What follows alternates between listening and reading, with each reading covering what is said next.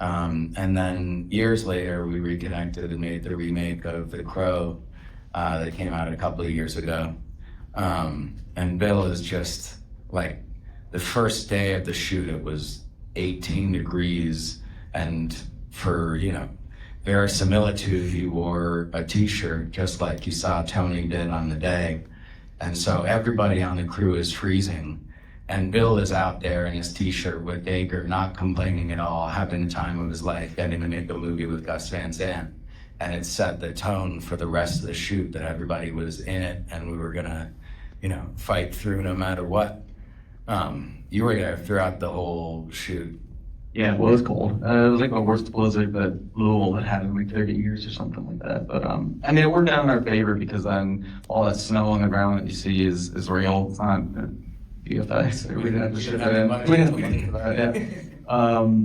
Yeah. When I first saw footage of this crime in 2020, the imagery was pretty absurd, and it made me say, "Oh, that house has not been made into a movie yet." And then, the cinema gods shined on us by giving us that snow on the day. And miraculously, the snow didn't melt for 18 days because it stayed that cold. Maybe can you tell us a little of where your head was at in 2020 and the journey of... I was stressed out like everyone. It's horrible. I had worked in film in like varying capacity. I don't know if the mic is in.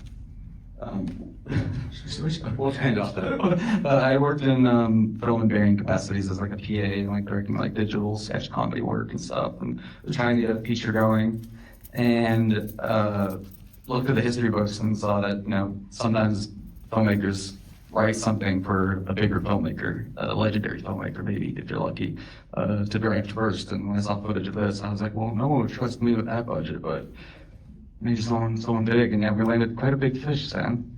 Well, the script, I like imagining that the script was discovered under your girlfriend's bed when you moved out of your home. But Tom Kolodney, who was working with Cassian Elways, who was the lead producer on the film, Cassian's done like 250 movies from sales and producing, and discovered the script in Austin. Had not had a film made from one of the scripts, and Tom said, this is something special. It really was that Geneva, Austin's girlfriend, was leaving her apartment. Tom was taking the room that Geneva was in, and the girl who was still in the apartment, the other roommate, was like, oh wow, you're a producer? You should meet Geneva's boyfriend, who's written a bunch of great scripts. And they sat down, and in that true Hollywood miraculous story, it made its way first to Werner Herzog, which I see at the Panley pendant. Oh, but that's the Abel original one. Okay, yeah. Because you were on set for Werner's Panley Tenant, weren't you? Yeah, may I do my hats off invitation? I'm sorry for this, but the hats off version would not have been as good as the Van Sant. That's for sure. You made me think this one, he was here right now. He's traveling. I was just emailing with him. He's all crazy, still globetrotting. I don't know, it'd be an interesting experiment. You should still direct the script. You should do it. Like I got paid twice to make that'd be great. Like I've just made Psycho twice. Yeah. I joked on Letterboxd. I read every Letterboxd review, like that's Psychopath, which is probably not good. But I joked on one and on the Reddit thread as well that maybe I'll do a third Psycho, shot for shot down the road, but with Bill as the my face. But anyways, I don't know. We don't know how to do these. We're not professional moderators, so I guess I don't know. Do you want to open it up to? Yeah, let's people have better questions than you and I. That's perfect. No, that's all right. Have a good night. There's always some. There we go. All right, well, first of all, the first thing I noticed is that you really captured the time and the era. It felt like a 70s film. But what impressed me about the script, I felt like I was missing chunks of the story, that there were things happening that I wasn't privileged to, like the female reporter. So I had to connect the dots to follow the story. And that kept me engaged and involved throughout. So what did we actually miss of the story? Because decisions had to be made, what to include and what to leave out, but what if this story was significant that we missed out on? Well, yeah, also in terms of the true story, I obviously wasn't around during 77 Indianapolis too, so it's like, it goes back to the word, like, what is the nature of truth and the static truth of it all, but in telling the story in a more of a condensed timeline, like, rather than do this expanded biopic of Tony and like how the mortgage deal went down and the whole fallout of the court trial and the conversations with the media after, I was trying to make sure the real estate was an hour 45, I guess is what we landed at. And I think there are some scenes on the cutting room floor that are from the script, I guess, that didn't make it in there. But that is the nature of film production. Sometimes, like, you just have to accommodate. This was like a 20-day shoot, essentially. Well, what's interesting is, so much of this story was captured on film and on the radio. There's a great documentary about the Tony Kurtz's hostage moment, which was really 4 days. And so much of the script is pulled from transcripts that were published on the radio or made public on the radio. Yeah, like a lot of his 911 calls, that press conference at the end, a lot of that dialogue is just like one-to-one, like what he said, which I found so fascinating when I saw that footage. But yeah, in regards to just how the rest of Indianapolis reacts, like, I would be curious too to see the larger ramifications within the city. I think we alluded to it with some of the ADR and the people chiming in on both sides of the aisle of who they identify with. What was it like imagining, the relationship of Tony and Dick in that room, which is the part that we have no visibility to of what the reality was? Yeah, I did want to anchor as much of it as possible with Tony and Richard. To me, as the two-hander, and their dynamic was the most fascinating aspect of the story to me. I didn't want to cover up the world with the media's perspective, with like the fictionalized Linda Page character and some of the cops and how they're interacting in that BI. But to me, the dynamic and potentially the empathy found between the two men was always the core heart, the beating heart of the movie, and the rest of it. I just wanted to make sure that we had the right pacing and we weren't just confined to just like stage play of two guys in a room. So in terms of the script and like some of the dialogue and also just a lot of the shots that look like they were meant to emulate the original footage, how did you go about the process of like essentially getting some of that dialogue, some of the stuff that he says, the conversation they had, and figuring out what you would in the movie sort of verbatim and what you would adapt?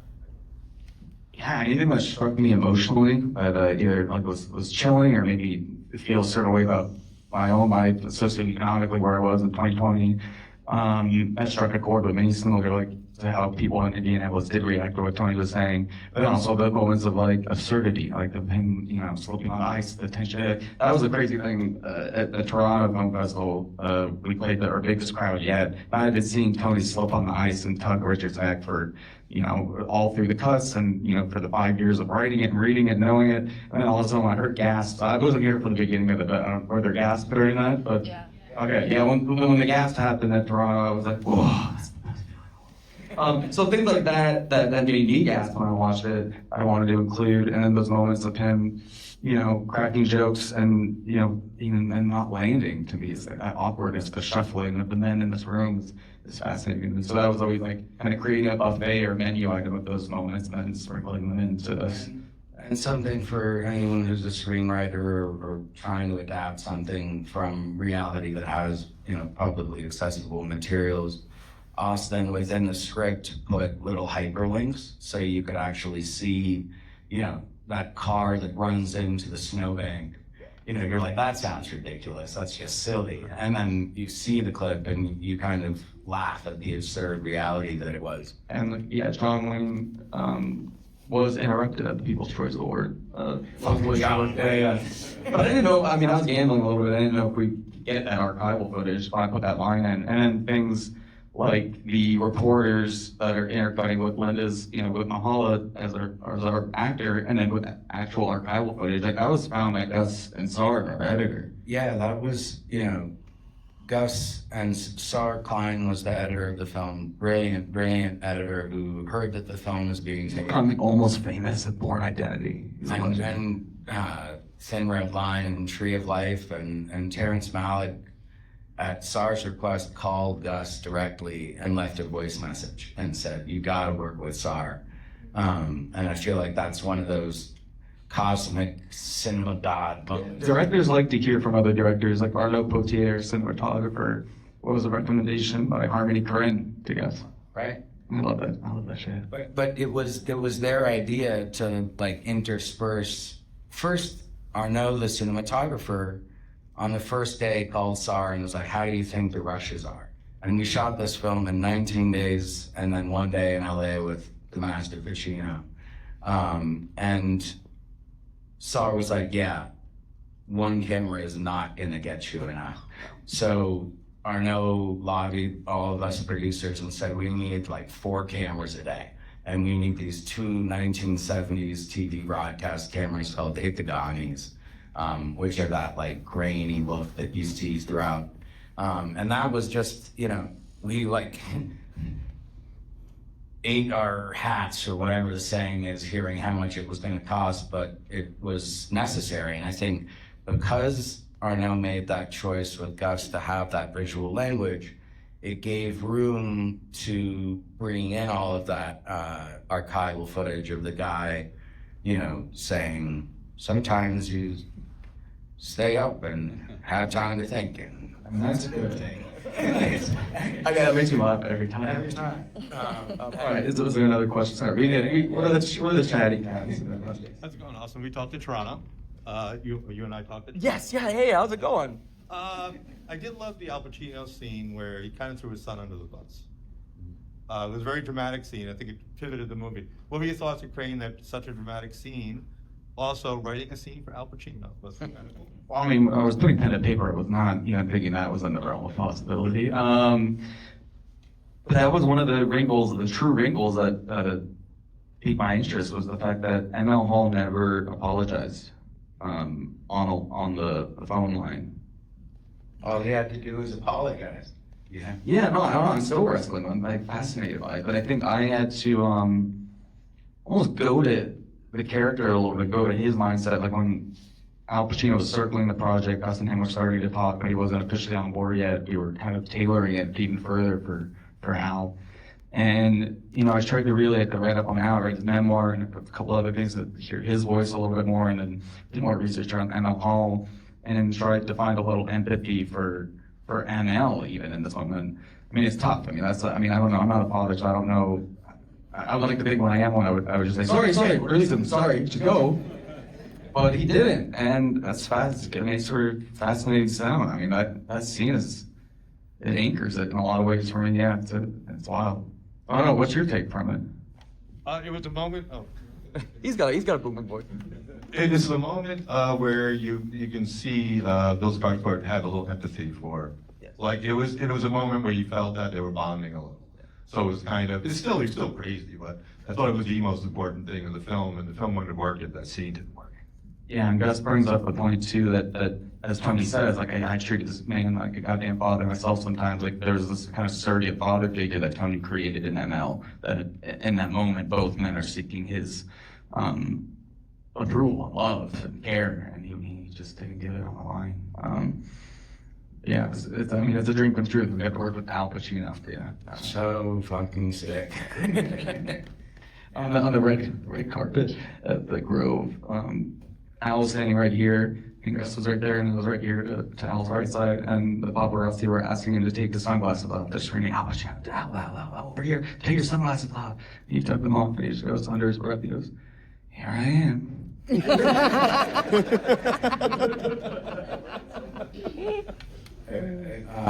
In like a true family affair, we actually were blessed that Al's daughter helped us raise money for the film. Julie Pacino, executive producer on the credit, and she just directed her first feature, which is called We Live Here Now. Everybody should check it out. It's really good. It's really Nice. good. Just shout out Julie Machino. Hello, I have a question. So, in the scenes where the police officers all knew who this Quincy guy is, they all seem to have had encounters with him, probably in the community for a long period of time. And I know that was just kind of vaguely touched, but in your research, what was that really like? Yeah, one of his brothers had at one point in time worked within the police force as well. I don't think he was active duty at the time of this event. And then some of the other cops, like Grable Sheepley, who first saw him on the street, had known Tony, had been around Tony in Indianapolis, and there was a community there. And I think the police force was a local police force. There was an actual community. I mean, I like when that points to the fact that like they weren't some like paramilitary operation coming from another place and complete strangers to the town. Like they actually knew their neighbors and they knew the people that they worked with. And in 2025, the cops are just shooting him, right? Like that's what's so crazy watching this film is like, Bill or Tony is walking out of the mortgage company and he's like, officer. But one last question and then we gotta.